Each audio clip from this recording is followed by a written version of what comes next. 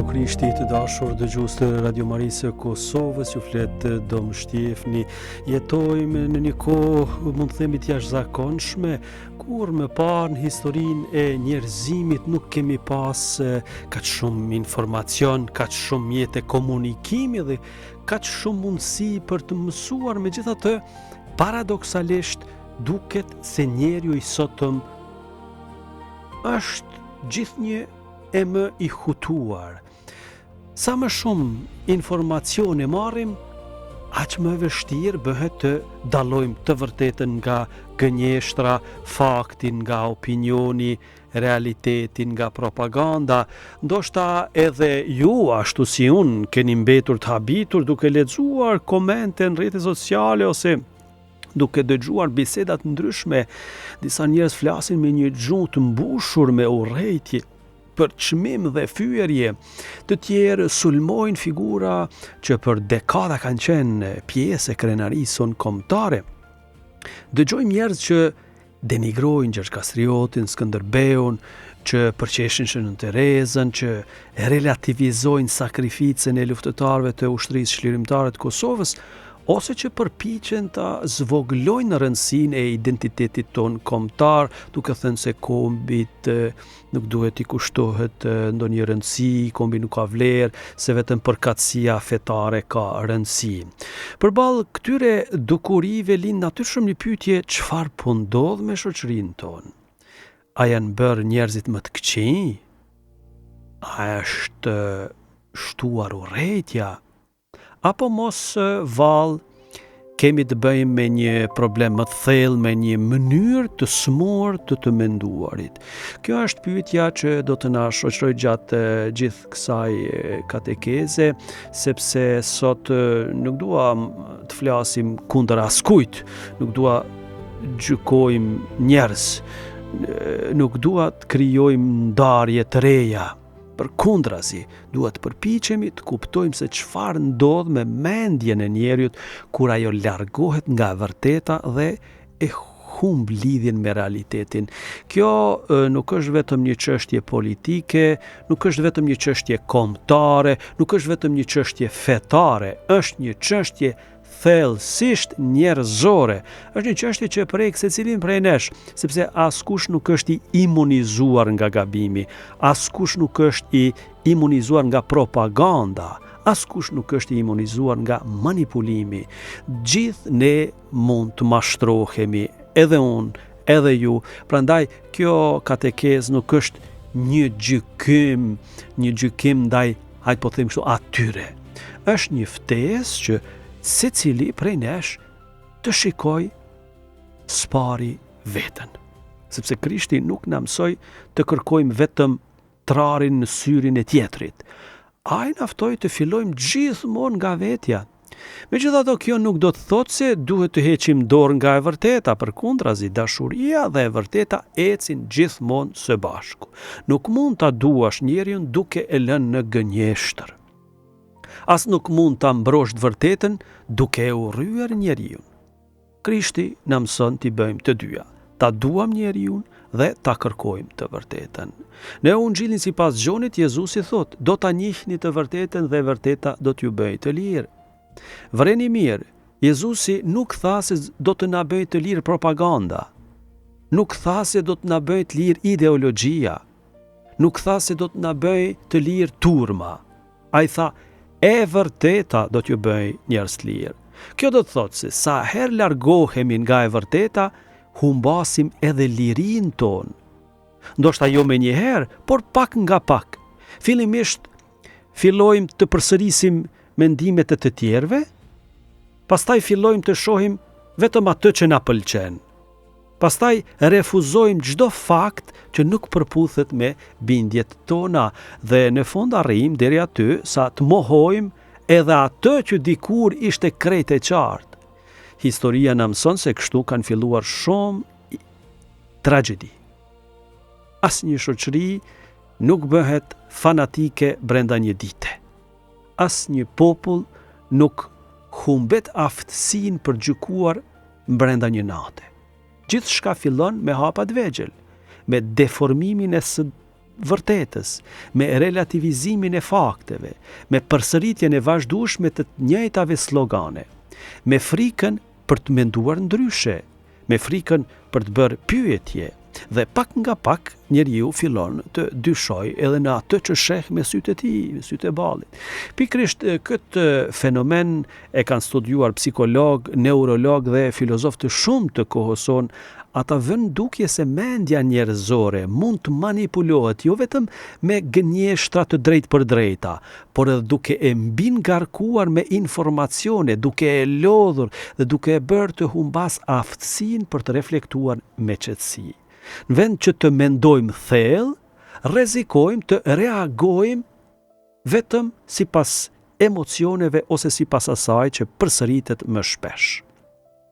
Ky është një nga shqetësimet që ngrihen edhe në reflektimet e psikiatrit dhe neurologut Rafael Bonelli mbi mënyrën se si funksionon mendimi njerëzor dhe si mund të deformohet në kulturën e sotme.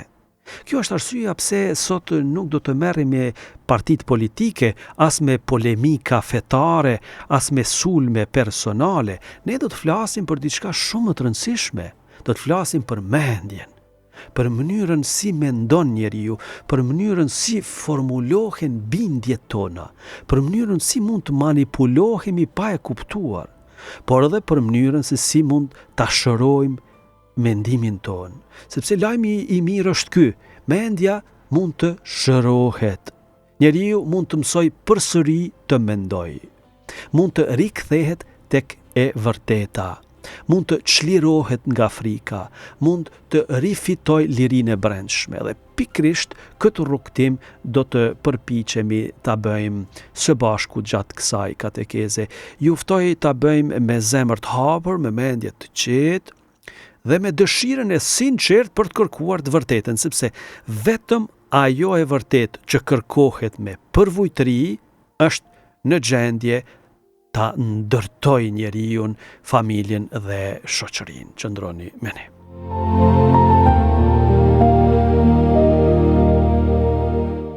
Atëherë të dashur vëllezër dhe motra, si lind hutimi? Mendja njerëzore rend parë duhet të thënë që është krijuar për ta kërkuar të vërtetën. Le ta fillojmë pra me një pyetje shumë thjeshtë. Kur një fëmijë i vogël sheh për herë të parë zjarrin, ai nuk e di ende se çfarë është. Ai afrohet, e prek, digjet, qan dhe nuk e prek më. Çfarë ndodhi? Ai mësoi nga realiteti, jo nga propaganda, jo nga rrjetet sociale, jo nga opinionet, mendimet e ndryshme të tjerëve, nga vetë realiteti. Kjo është mënyra se si hyi e ka krijuar mendjen e njeriut. Mendja jonë është bërë për ta zbuluar realitetin, për ta kuptuar atë dhe për t'ia përshtatur jetën tonë. Filozofët e lashtë, sidomos Aristoteli dhe më pas Shën Toma Aquini, e përkufizonin të vërtetën në një mënyrë shumë të bukur. Ata thoshin, e vërteta është përputhja e mendimit ton me realitetin. Kjo do të thotë, nëse jashtë bie shi dhe unë them po bie shi, atëherë mendimi im është i vërtetë. Nëse jashtë është natë dhe unë këmbgul se është ditë, problemi nuk është e nata, problemi është e mendimi im. Realiteti nuk ndryshon sepse unë e mohoj. As mali nuk zhduket sepse unë i mbyll syt. As historia nuk ndryshon sepse dikush e urren. As e mira nuk bëhet e keqe vetëm sepse dikush e quan të tillë. Realiteti mbetet.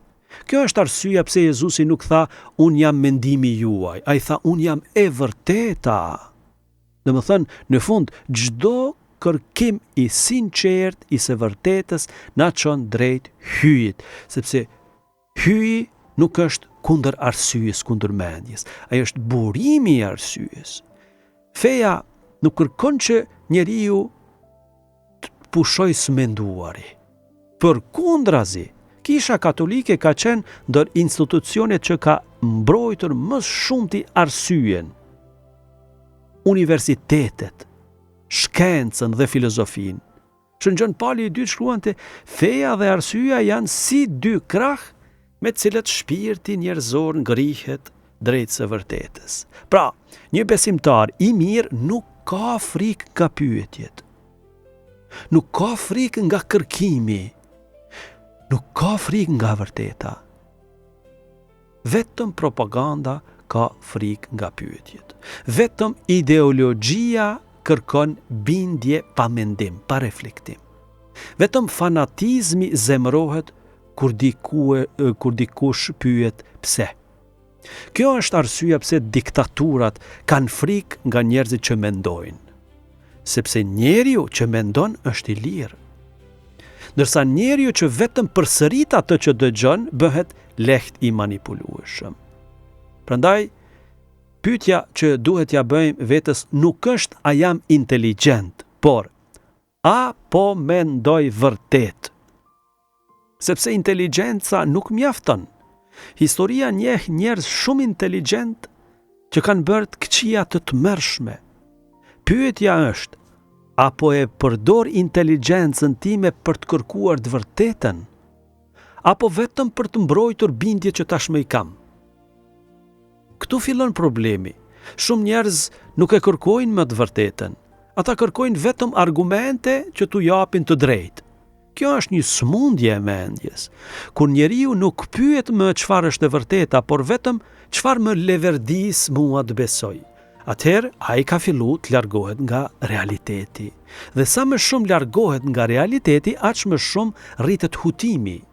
Do shta këtu mund të kuptojmë edhe një dukuri që po e shohim gjithnjë e më shpesh në shoqërinë tonë. Një njeri mund të jetë shumë i edukuar, mund të ketë diplom, mund të flasë disa gjuhë, mund të përdor teknologjinë më moderne, por kjo nuk do të thotë domosdoshmërisht se ai mendon mirë, sepse mendimi i shëndosh nuk matet me numrin e diplomave. Ai matet me aftësinë për ta dashur të vërtetën edhe kur ajo nuk na pëlqen, edhe kur na korrigjon, edhe kur na detyron të ndryshojmë mendim. Kjo kërkon përvojtëri. Dhe pikërisht këtu qëndron dallimi ndërmjet njeriu të urtë, të mençur dhe njeriu fanatik. Njeriu i urtë thot mund të kem gabuar. Fanatiku thot nuk mund të gaboj kurrë. Njeriu i mençur dëgjon. Fanatiku vetëm flet. Njeriu i urtë kërkon prova, dëshmi, evidenca. Fanatiku kërkon duar trokitje. Njeriu i urtë ndryshon mendim kur përballet me të vërtetën. Fanatiku përpiqet ta ndryshojë të vërtetën që të përshtatet me bindjet e tij. Kjo është arsyeja pse Jezusi e vendos përvojtërinë në themel të jetës shpirtërore, sepse vetëm zemra e përvojt është në gjendje me mësu. Ndërsa krenaria, mendjemadhësia e mbyll mendjen. Kur mendja mbyllet, njeriu nuk dëgjon më. Kur nuk dëgjon më, nuk mëson më. Dhe kur nuk mëson më, fillon të jetojë në një botë që e ka ndërtu vetë, një flusk. Fatkeqësisht, kjo është një nga smundjet më të mëdha të kohës sonë. Shumë njerëz nuk jetojnë më në realitet. Ata jetojnë në versionin e realitetit që ua ka ndërtuar dikush tjetër. Prandaj, para se të pyesim se çfarë ndodh me shoqërinë konkretisht shqiptare, duhet të pyesim çfarë po ndodh me mënyrën tonë të menduarit. Sepse çdo krizë shoqërore fillon shumë herët si krizë e të menduarit, pra. Sepse çdo krizë shoqërore fillon nga mënyra e gabueshme e të menduarit, dhe vetëm duke e shëruar mënyrën se si mendojmë, mund të shpresojmë të shërojmë edhe mënyrën se si jetojmë. Në pjesën tjetër do të flasim për çështjen se kur mendja pushon së menduari, çfarë ndodh.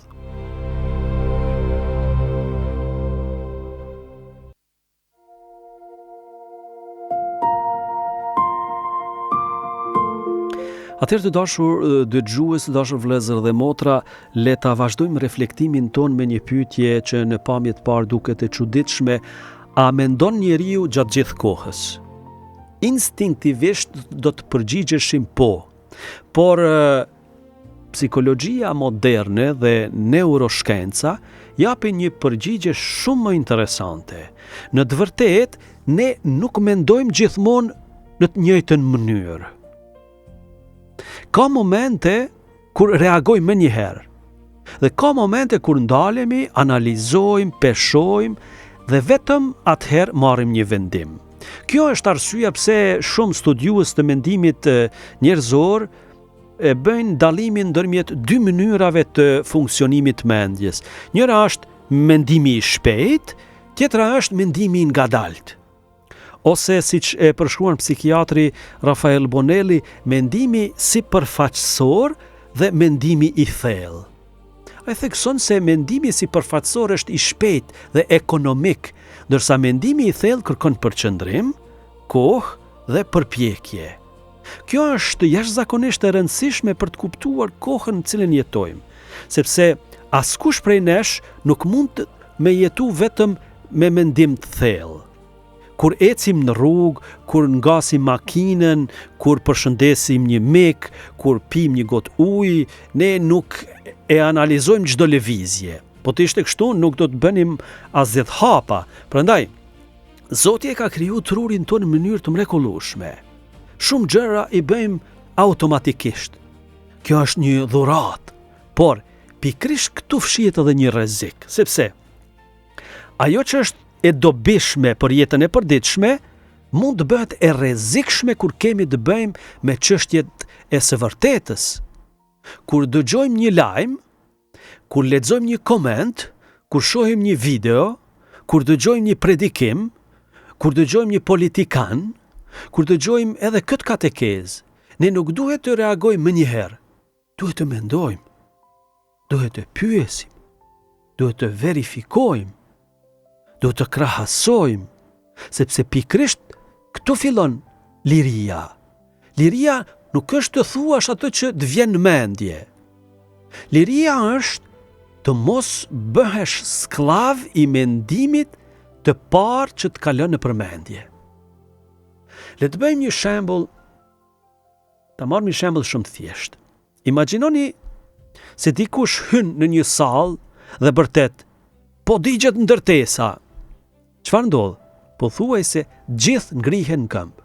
Askush nuk pyet më njëherë a është e vërtetë, sepse reagimi ynë i parë është emocional. Vetëm më vonë fillon analiza. A ka tym? A ka zjarr? Apo i kinë edhe të tjerët? A ishte alarmi rrem? Ky proces i dytë është mendimi i thellë. Dhe pikërisht ky proces po bëhet gjithnjë e më i rrallë në kulturën moderne. Pse? Sepse nuk kemi më kohë, nuk kemi më heshtje, nuk kemi më durim.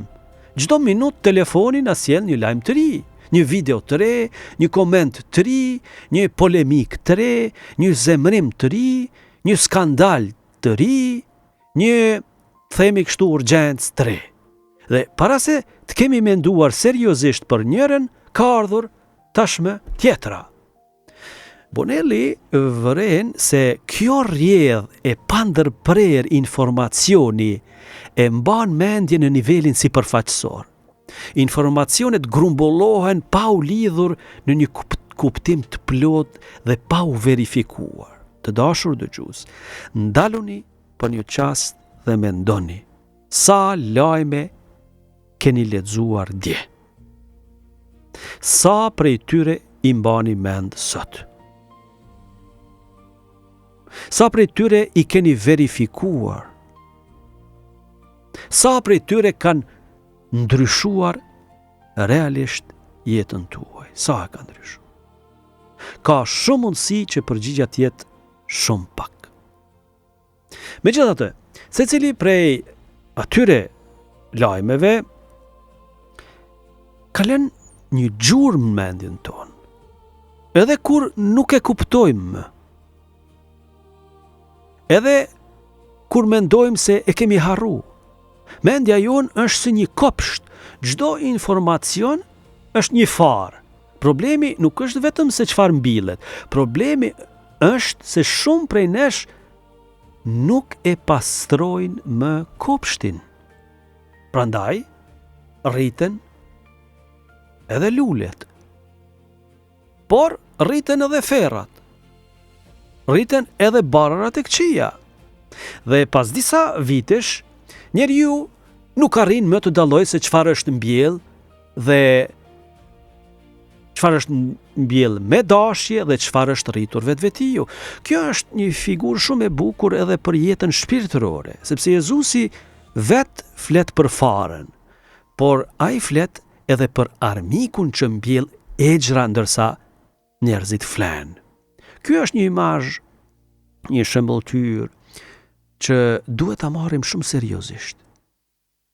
Sepse djalli nuk fillon gjithmonë me gënjeshta të mëdha. Ai fillon me fara të vogla, me dyshime, me gjysmë të vërteta, me shtrembrime, me përsëritje dhe pak nga pak njeriu fillon të mendojë se ato janë të vërteta dhe të vetat. Kjo është arsyeja pse Kisha ka folur gjithmonë për nevojën e formimit të ndërgjegjes, edukimit të ndërgjegjes, jo vetëm të zemrës, por edhe të mendjes, sepse një ndërgjegje e paformuar mund të jetë shumë e sinqert, por njëkohësisht edhe shumë e gabuar. Historia na jep shembuj të panumërt njerëzish që kanë bërë të këqija duke qenë të bindur se po bënin të mirën. Prandaj nuk mjafton sinqeriteti, duhet edhe e vërteta. Sinqeriteti pa të vërtetën mund ta çojë njeriu në humbje. Ndërsa e vërteta, edhe kur është e vështirë, e çon drejt lirisë. Prandaj pyetja që secili prej nesh duhet ja bëj vetes sot është kjo: kur kam ndalur për herë të fundit për të menduar thellë? Kur jam ndalë dhe me menu pak më thellë. Jo për të reaguar, jo për të komentuar, jo për të zemruar, por vetëm për të menduar, sepse pikrisht aty fillon njeriu i lirë. Pjesën tjetër do të flasim si manipulohet një shoqëri. Qëndroni me ne.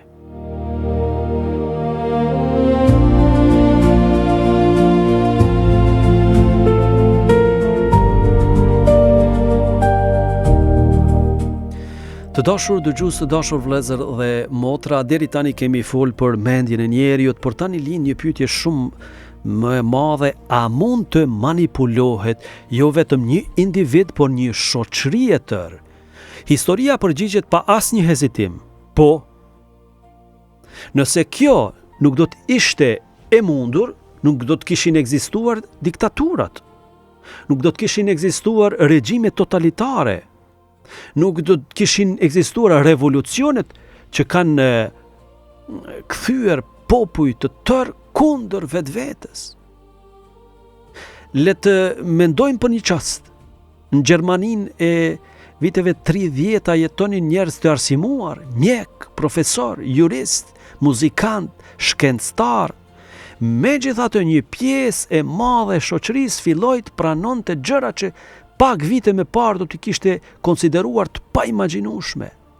Po kështu ndodhi në Bashkimin Sovjetik, po kështu ndodhi gjatë revolucionit kulturor në Kinë, po kështu ndodhi në Shqipërinë komuniste.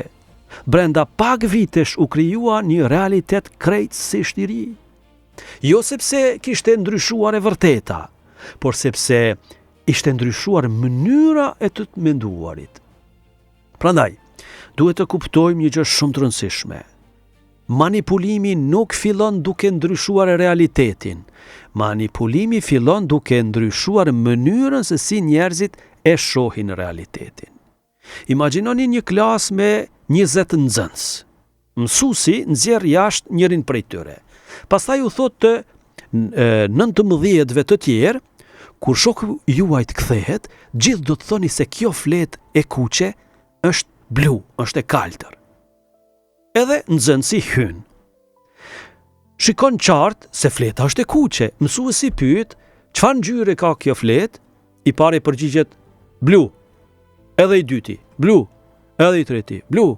i katërti, pesti, edhe gjithë tjerët. Çfarë ndodh me nxënësit, me këtë nxënësin që është kthyer, që e kanë çu për jashtë, por është kthy dhe i ka dëgjuar këto përgjigje, ai fillon të dyshojë.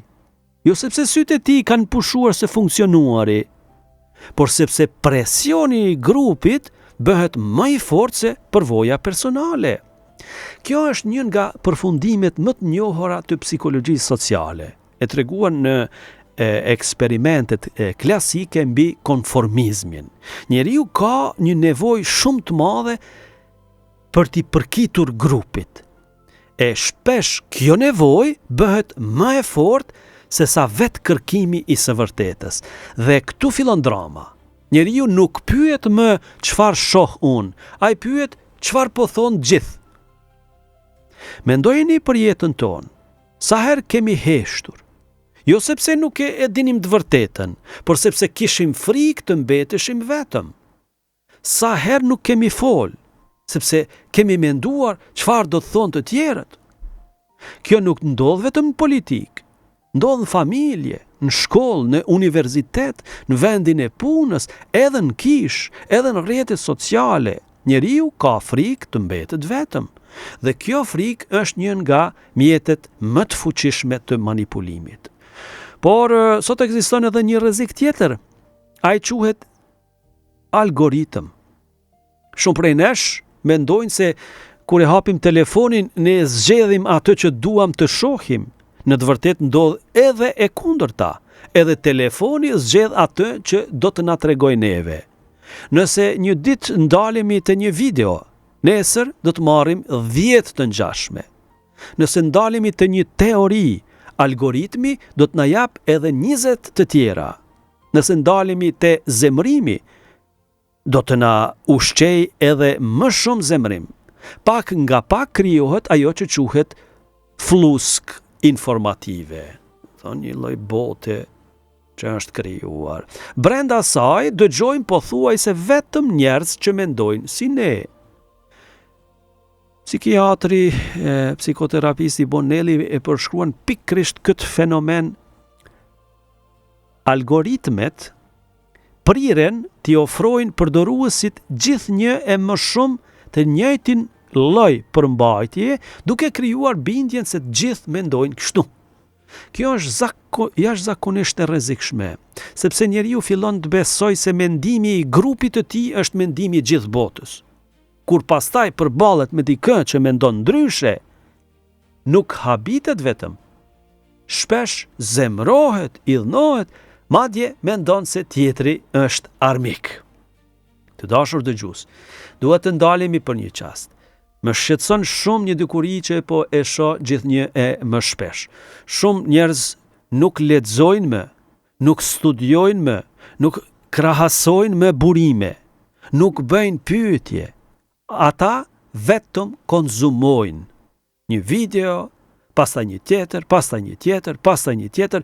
Në fund të ditës kanë parë ndoshta 100 video, por nuk kanë menduar thellë as për njërin.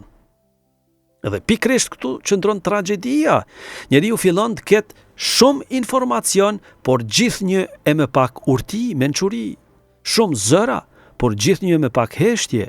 Shumë reagime, por gjithnjë e më pak reflektim.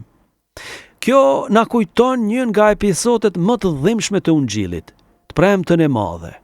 Vetëm pak ditë më parë, turma kishte brohuritur Hosana, të birit të Davidit, por pas pak ditësh e njëjta turmë bërtiste kryqëzoje. Çfarë ndryshoi? Jezusi nuk ndryshoi. E vërteta nuk ndryshoi. Ndryshoi turma.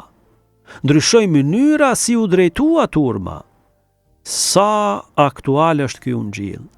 Edhe sot turma mund të ngrejë dikën në qiell dhe pas një jave ta shkatërroj, pa e njohur, pa e dëgjuar, pa e gjykuar drejt, vetëm sepse turma ka ndryshuar drejtim.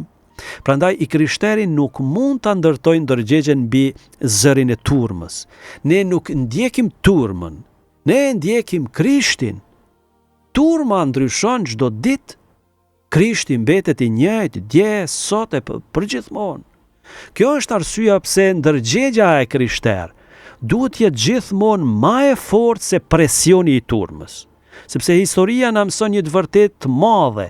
Turma mundet me gabu, shumica mundet me gabu, moda mundet me gabu, ideologjit munden me gabu, por e vërteta nuk ndryshon vetëm sepse shumica nuk e pranon. Dhe kjo është një nga lirit më të mëdha që Krishti ja dhuron njeriut. Lirin për me qëndru në anën e së vërtetës edhe atëherë kur mbetet vetëm. Pjesën tjetër do të flasim kur ideologjia bëhet më e rëndësishme se e vërteta. Qëndroni me ne.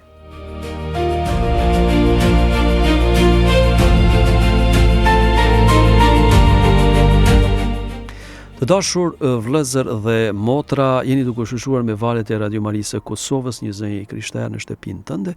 Me ju është Dom Shtjefni. Jemi duke trajtuar temën kur humbet lidhja me realitetin.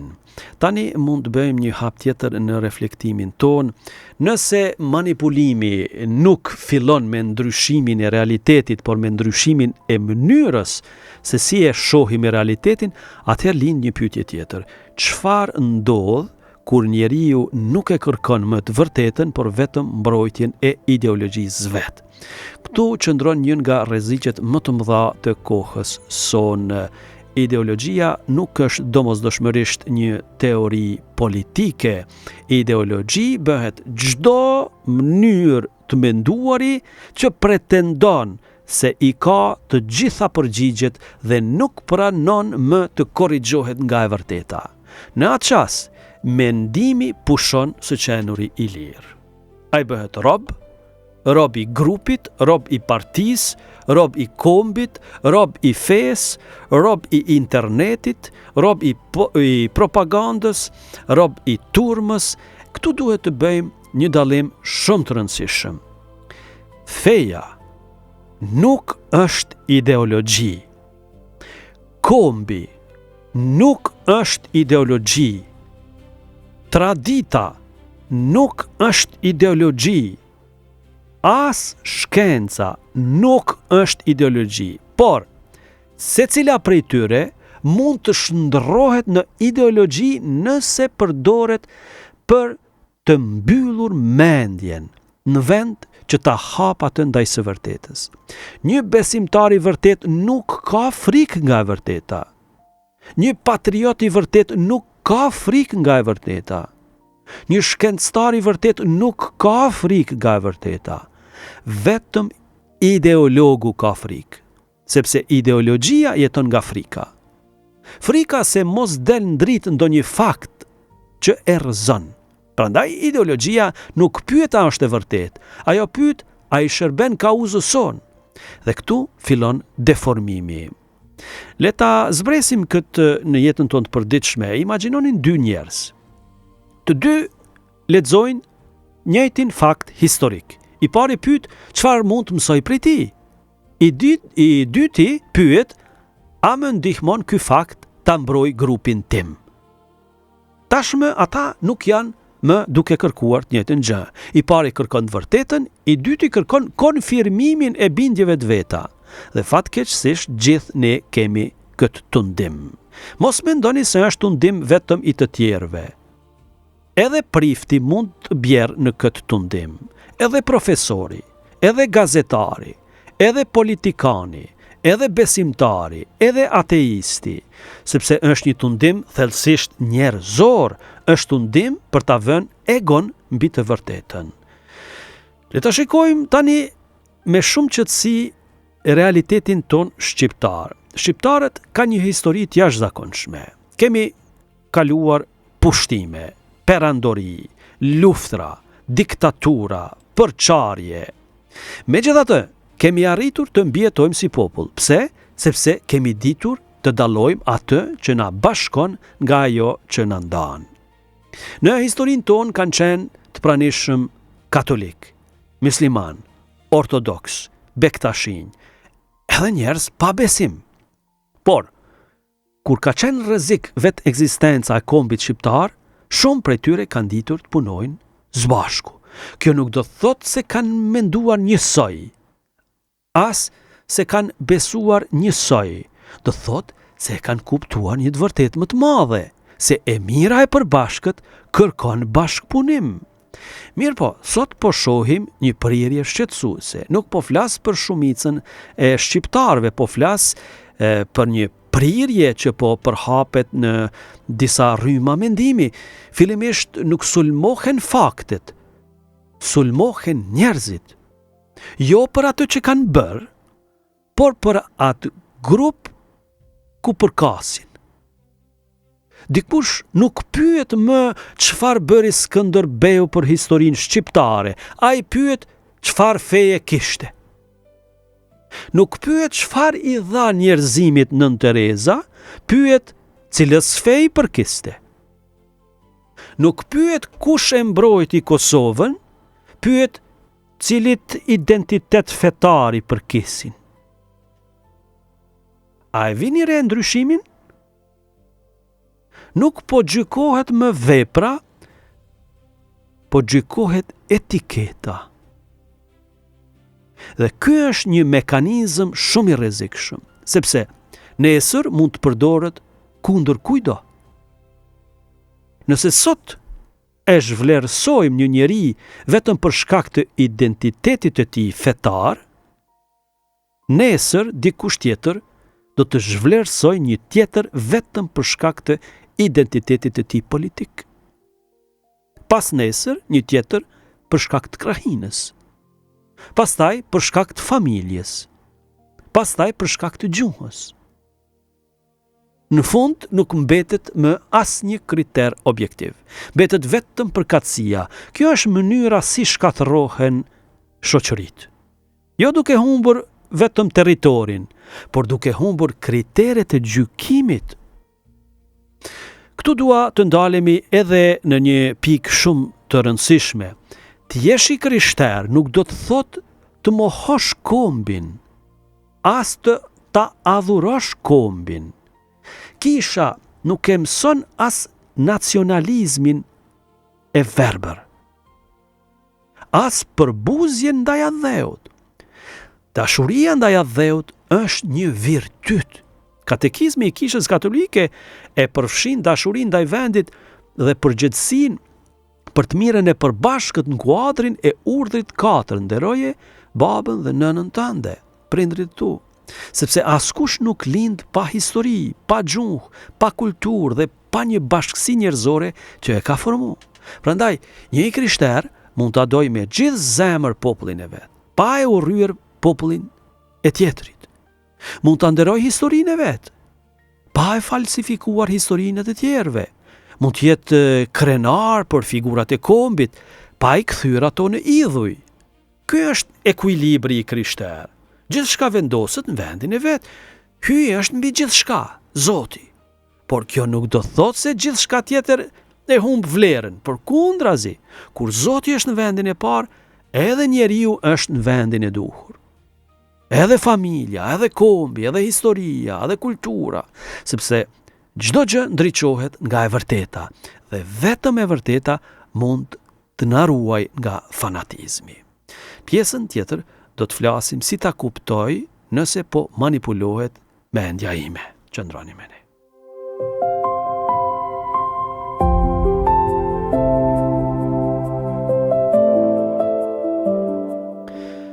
Të dashur dëgjues, vëllezër dhe motra, të nderuar miq, deri tani kemi folur për manipulimin, për propagandën, për turmën, për algoritmet, për ideologjit, por tani dëshiroj ta lëmë një anë shoqërinë.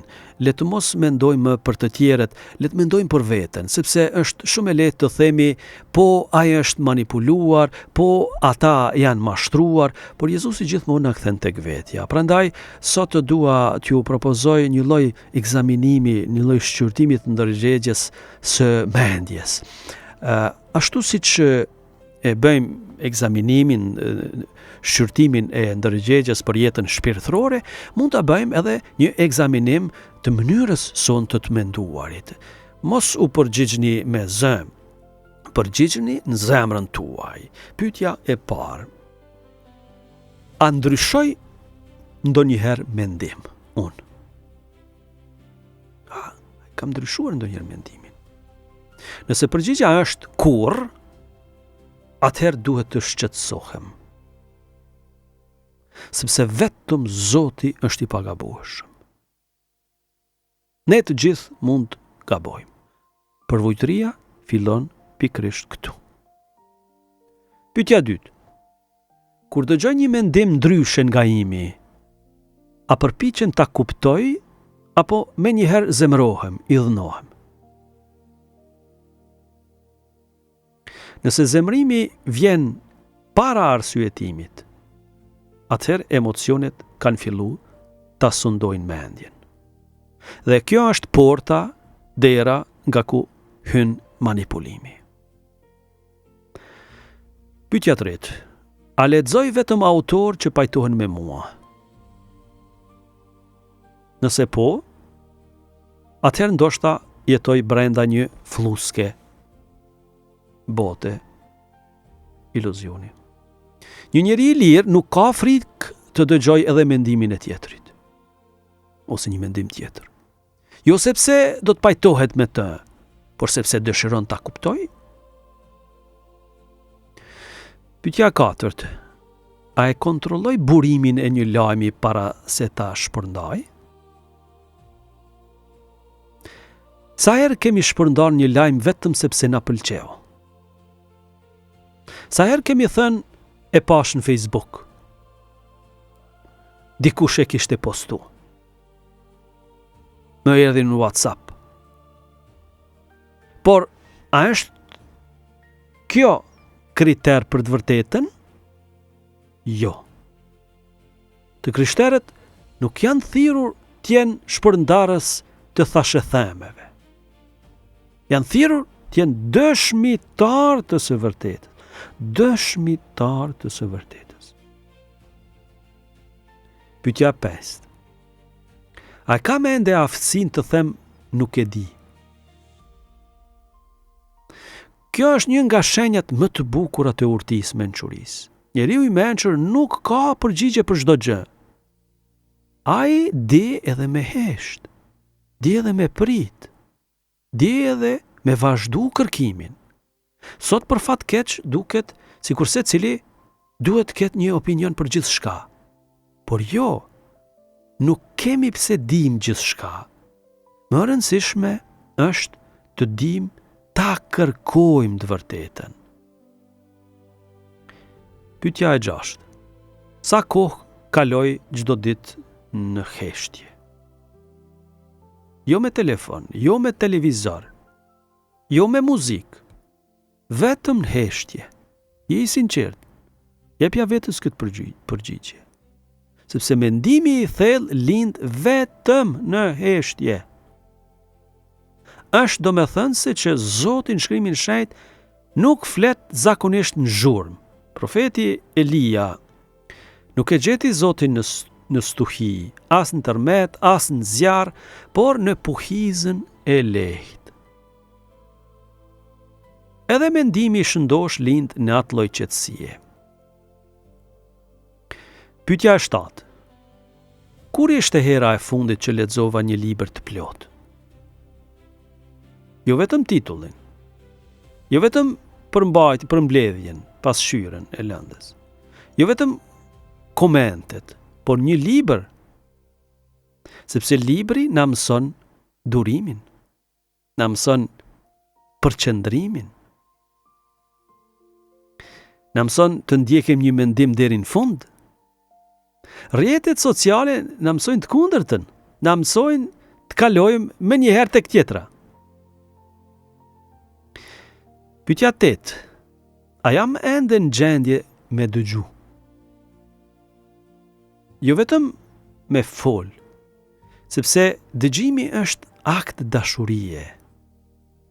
Dëgjimi është vepër dashnie. Por është edhe akt inteligjence.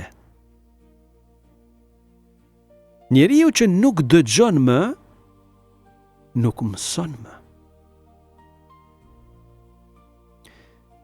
Pyetja 9. a e gjykoj një njeri si pas asaj që ka bërë, apo si pas grupit cili ti përket? Kjo është një pyetje shumë e rëndësishme, sepse këtu fillon ose drejtësia ose paragjykimi. Nëse një njeri është i mirë, është i mirë. Nëse një njeri ka bërë një vepër të madhe, ajo vepër mbetet e madhe. Përkatësia e tij nuk e ndryshon automatikisht të vërtetën. As nuk e shkatërron. Pyetja e 10. Dhe ndoshta më e rëndësishmja. A e dua të vërtetën më shumë se sa fitoren në debat? Sepse këto dy gjëra nuk janë gjithmonë e njëjta gjë. Ndonjëherë e humbasim debatin, por fitojmë të vërtetën. Ndonjëherë fillojmë debatin dhe e fitojmë, por e humbasim të vërtetën. Por Jezusin nuk kishte rëndësi të fiton të çdo debat. Kishte rëndësi të dëshmonte të vërtetën. Madje edhe atëherë kur kjo e çoi deri në kryq. Të dashur dëgjues, miq të nderuar, nëse sot ndonjëra prej këtyre pyetjeve na ka shqetësuar, atëherë duhet ta falenderojmë Zotin, sepse ndërgjegja që shqetësohet është ende e gjallë. Problemi nuk është kur e zbulojmë se kemi gabu. Problemi fillon kur nuk e pranojmë më mundësinë se mund të gabojmë. Kjo është pika ku mendimi pushon së qenuri kërkim dhe bëhet ideologji. Dërsa dishepulli, nxënësi i Krishtit, mbetet gjithmonë nxënës. Ai nuk rresht kur së mësuari, nuk rresht kur së kërkuari, nuk rresht kur së pastruari mendjen dhe zemrën, sepse e di se e vërteta nuk është pronë e tij. E vërteta është një dhuratë që duhet kërkuar çdo ditë me përvojtëri. Dhe në pjesën e 6 do të flasim si e shëron Krishti mendjen e njeriut. Qëndroni me ne.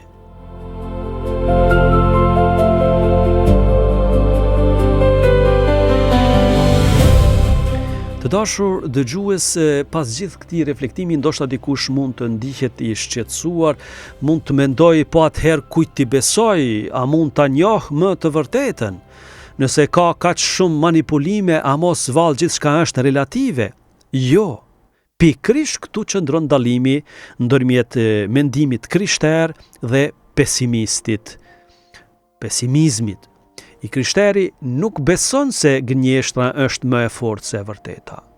Përkundrazi, ne besojmë se në fund e vërteta fiton gjithmonë. Jo sepse njerëzit janë gjithmonë të mirë, por sepse hyji, Zoti është e vërteta, dhe e vërteta nuk mund të mposhtet përfundimisht. Prandaj Jezusi nuk tha, unë ju jap disa ide. Ai tha, unë jam udha e vërteta dhe jeta. Vreni mirë, për Jezusin e vërteta nuk është vetëm një teori, nuk është vetëm një filozofi, e vërteta është një person. Do me thënë, sa më shumë afrohemi me Krishtin, aq më shumë mësojmë të shohim drejt. Kjo është arsyeja pse shenjtrit kishin një aftësi të jashtëzakonshme për me dallu të mirën nga e keqja. Jo sepse ishin më inteligjent, por sepse jetonin pranë burimit të së vërtetës.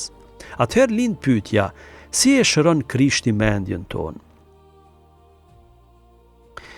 Mendoj se mund të përmendim disa hapa shumë konkret, duke na mësu me dash të vërtetën më shumë se krenarin. Shpesh nuk është mungesa e inteligjencës ajo që na pengon, është krenaria, mendje madhësia. Sa e vështirë është me thonë kam gabu. Por pikërisht aty fillon urtia, mençuria. Shën Agustini thoshte gabimi bëhet faj vetëm kur njeriu nuk dëshiron me korrigju. Sa familje do të shpëtonin, sa miqësi, sa debate, po të kishim guxim të thoshim më fal, nuk pas kam pas të drejtë. kjo nuk është dobësi, kjo është forcë.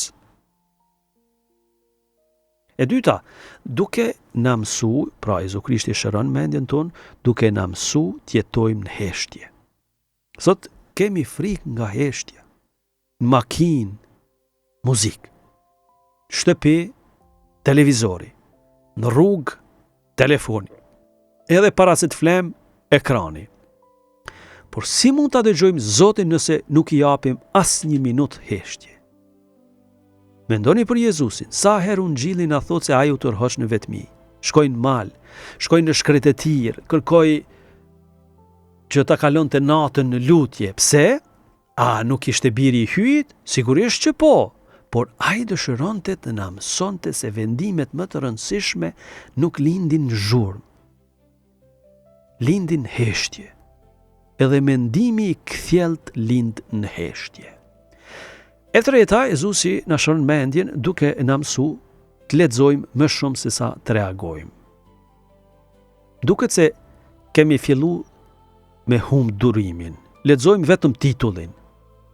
Shikojmë vetëm 5 sekondat e para, pastaj komentojmë, pastaj illnojmë, zemrohemi, pastaj dënojmë, mallkojmë ndoshta, pa e ditë ende gjithë vërtetën. Ky nuk është mendim, ky është impuls. Dishepulli, nxënësi i Krishtit nuk është njeriu i impulsit, është njeri i urtisë. Ai dëgjon, lexon, reflekton, lutet, pastaj flet. E katërta, Jezusi na shëron mendjen tonë duke na mësu të dallojmë ndërmjet personit dhe idesë. Ky është një mësim që bota jonë e ka shumë të nevojshëm. Mund të mos pajtohem me dikë, por nuk kam nevojë me urrejt. Mund ta kundërshtoj një ide, por nuk kam nevojë me poshtru personin. Kjo është mënyra e Krishtit. Ai e dënoi mëkatin, por e deshi mëkatarin. Sa shumë na mungon kjo kulturë sot. Në rrjetet sociale shpesh nuk diskutohet më, shkatërrohet personi, etiketohet, përqeshet, poshtrohet. Ky nuk është fryti i Shpirtit të Shenjtë. Ky është fryti i krenarisë, mendje madhësisë. E pesta, Jezusi na shëron mendjen tonë duke na mësu ta shohim çdo njeri si krijesë të Zotit. Kur harrojmë se tjetri është biri i Zotit, bie e Zotit, bëhet shumë e lehtë me urry. Por kur e kujtojmë se Krishti e ka derë gjakun edhe për atë njeri, atëherë gjuha jo ndryshon. Edhe debati ndryshon, edhe zemra ndryshon. Të dashur dëgjues, të nderuar miq, e gjithë kjo mund të përmblidhet në një fjalë të vetme, fjali. Njeriu nuk manipulohet vetëm sepse ka pak informacion. Manipulohet kur humbet dashurinë për të vërtetën. Dhe përkundrazi, njeriu fillon të çlirohet në çastin kur vendos, unë nuk dua të kem gjithmonë të drejtë. Unë dua ta njoh të vërtetën. Kjo është lutja më e bukur që mund t'ja bëjmë Zotit. Zot, mos më lejo të bëhem rob i krenarisë sime. Mos më lejo të bëhem rob i turmës. Mos më lejo të bëhem rob i propagandës. Më jep një zemër të përvojt. Më jep një mendje të kthjellët. Më jep guximin ta dua të vërtetën edhe kur ajo më korrigjon, sepse vetëm kështu mund të jem vërtet i lirë. Në pjesën e radhës do të flasim kisha dhe formimi i mendjes, një urti 2000 vjeçare.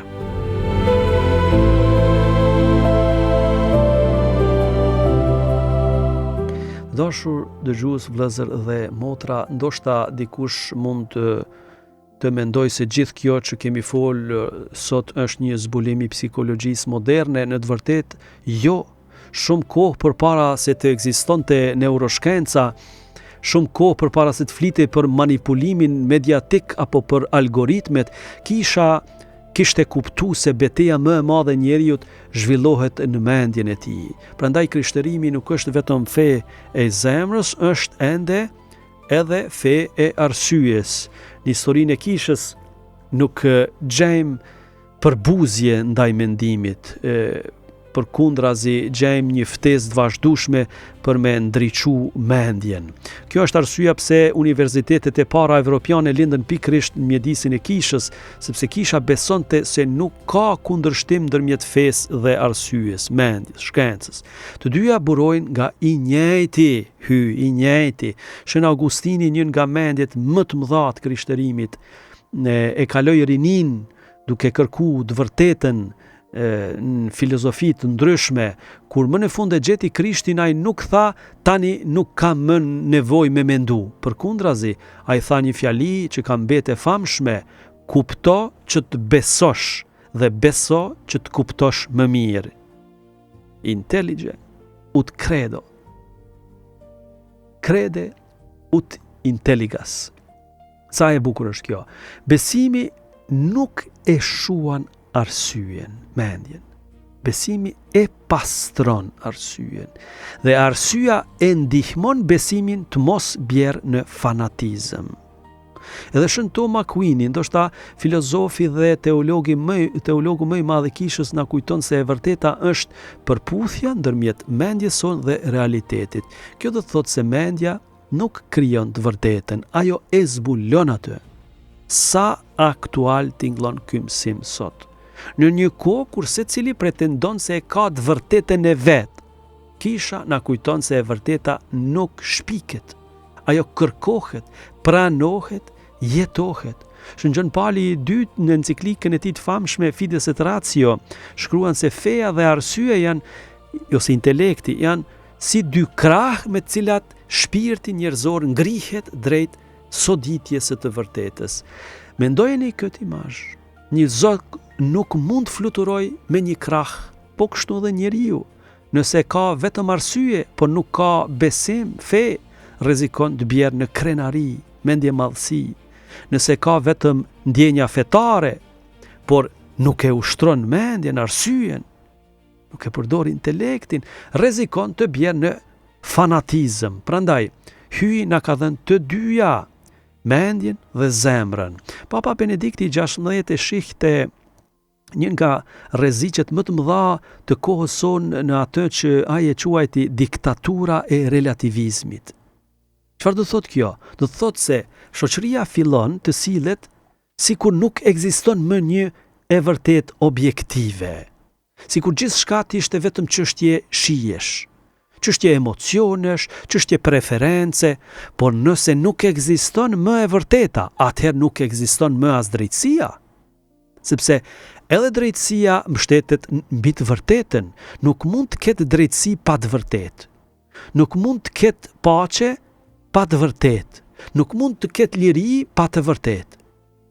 Papa Francesku na paralajmëron vazhdimisht për një rrezik tjetër: polarizimin, kulturën e përjashtimit, kulturën ku njeriu nuk dëgjon më, vetëm bërtet, vetëm etiketon, vetëm përjashton. Prandaj ai flet për kulturën e takimit, sepse dialogu nuk është dobësi. Dialogu është shprehje e besimit se e vërteta nuk ka frikë nga pyetjet. Vetëm propaganda ka frikë nga pyetjet. Vetëm ideologjia ka frikë nga dialogu. E vërteta nuk ka frikë. Dhe në fund kthehemi përsëri tek shkrimi i shenjtë. Shën Pauli nuk u thot krishterëve përshtatuni me botën. Ai u thot mos ju përshtatni këtij shekulli, por shndrohuni me anë të përtritjes së mendjes suaj. Vëreni mirë. Ai nuk thot vetëm pastroni zemrën, ai thot përtriteni mendjen.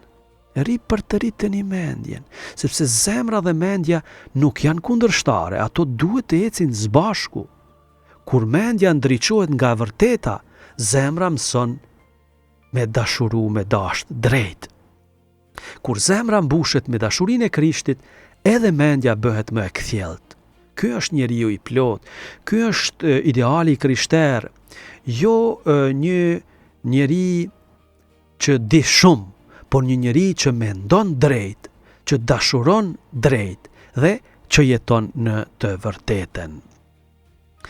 Të bëhemi njerëz që mendojnë, që luten dhe që ndërtojnë. Të dashur dëgjues, po i afrohemi fundit të këtij reflektimi. Ndoshta dikush prej jush po mendon mirë, por çfarë mund të bëj unë? Fundit unë jam vetëm një njeri, nuk jam politikan, nuk jam profesor universiteti, nuk jam gazetar, nuk jam drejtuesi një televizioni. Çfarë mund të ndryshoj një njeri vetëm? Është një pyetje shumë e bukur dhe përgjigjja është po aq e bukur. Historia na mëson se ndryshimet më të mëdha nuk kanë filluar kurrë me turmat.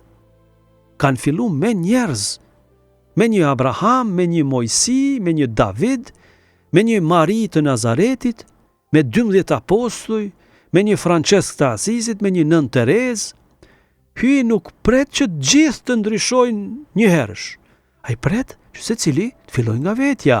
Ndoshta kjo është pikërisht betejë më e madhe e kohës sonë, jo betejë për të pushtuar territore, por betejë për të mos humbur mendjen, sepse një shoqëri nuk shkatërrohet vetëm kur humb kufijt, ajo fillon të shkatërrohet kur humbet aftësinë për dallu të vërtetën nga gënjeshtra, kur nuk dallon më të mirën nga e keqja, kur nuk dallon më nderimin nga përçmimi, kur nuk dallon më lirin nga manipulimi, atëherë fillon errësira. Por ne si krishterë nuk jemi njerëz të errësirës, jemi bijë të dritës. Dhe drita nuk lufton errësirën duke bërtitur. Drita lufton errësirën si duke ndriçuar. Kjo është thirrja jon. Mos u bëni zëj i urrëties. Bëhuni zëj së vërtetës. Mos u bëni shpërndarës të frikës. Bëhuni shpërndarës të shpresës. Mos u bëni njerëz që përsërisin gjithçka që dëgjojnë. Bëhuni njerëz që mendojnë. Mos u bëni njerëz që përçajnë. Bëhuni njerëz që ndërtojnë. Shpesh pyesim çfarë do të bëhet me Shqipërinë, çfarë do të bëhet me Kosovën, çfarë do të bëhet me kombin ton. Por ndoshta duhet të filloj me një pyetje tjetër, çfarë do të bëhet me mua? Sepse kombi nuk është një ide abstrakte. Kombi jemi ne, shoqëria jemi ne, familja jemi ne, kisha jemi ne. Nëse secili prej nesh bëhet pak më i drejtë, pak më i urtë, më i mençur, pak më i qetë, pak më i vërtet, atëherë dhe shoqëria do të bëhet ndryshe.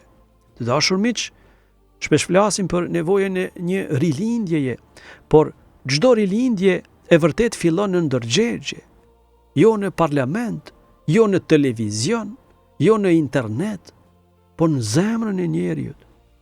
Kështu filloi edhe krishterimi.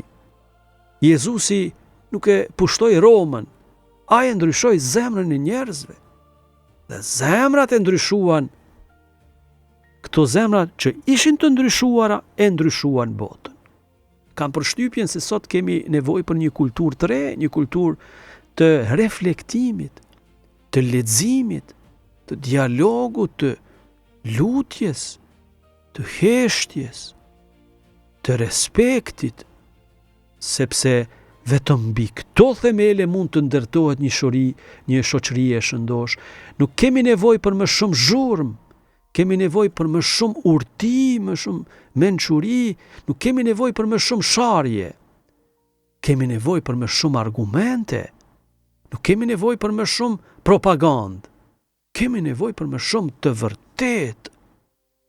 Në fund, dëshiroj t'ju lë një mendim kur ta mbyllni radion sot.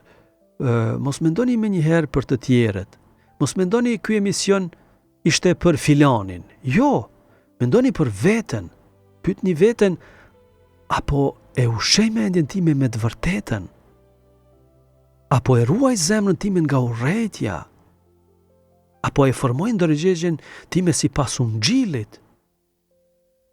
A jam bërë njeri që ndërton apo njeri që shkatërron? Sepse këto pyetje do ta përcaktojnë jo vetëm jetën tonë personale, ato do ta përcaktojnë edhe të ardhmen e popullit tonë. Dëshiroj ta përfundoj me fjalët e Shën Pali drejtuar të krishterëve në Rom, janë fjalë që tingëllojnë sikur janë shkruar pikërisht për kohën tonë, mos ju përshtatni parimeve të shekullit, por shndrrojeni e ripërtriteni mendjen tuaj në mënyrë që ta dalloni vullnetin e hyjit, çka është e mirë, çka i pëlqen atij, çka është e përsosur. Vreni mirë, Shën Pali nuk thot ripërtriteni vetëm sjelljen, ai thot ripërtriteni mendjen, sepse aty fillon gjithçka. Kur mendja ndriçohet nga e vërteta, edhe zemra pastrohet. Kur zemra pastrohet, edhe fjalët bëhen më të mira. Kur fjalët bëhen më të mira, edhe familjet ndryshojnë. Kur familjet ndryshojnë, edhe shoqëria fillon të shërohet. Prandaj, të dashur dëgjues të nderuar miq, mos e humbni shpresën. Mos keni frikë nga e vërteta. Mos keni frikë të mendoni. Mos keni frikë të bëni pyetje. Mos keni frikë të pranoni se ndonjëherë kemi gabuar. Dhe mbi të gjitha, mos keni frikë të ecni pas Krishtit, sepse ai nuk është vetëm mësuesi ynë, ai është vetë e vërteta. Mund të themi me pak fjalë, ta përmbledhim gjithë këtë temë që e trajtuam, manipulimi fillon kur pushojmë së kërkuari të vërtetën. Liria fillon kur kemi guximin ta duam të vërtetën më shumë se bindjet tona. Dhe shenjtëria fillon kur e vërteta nuk është më vetëm një ide për ne, por një person, Jezu Krishti. Të dashur vëllezër dhe motra, me ju ishte Dom Shtjefën Dodës, drejtor programin Radio Marinë e Kosovës. Faleminderit për vëmendjen, le ta lutim shpirtin shenjt, shpirtin e së vërtetës që ta ndriçojë mendjen tonë, ta pastrojë zemrën tonë dhe ta forcojë vullnetin tonë, që të mos bëhemi robër të propagandës, të ideologjive apo të urrejtjes, por të jemi gjithmonë njerëz të së vërtetës, të dashurisë dhe të shpresës. Kudo qofshi, ju bekoft, ju ruajt, hyj gjithëpushtetshëm, Ati e Biri e Shpirtit Shenjtë. Amen.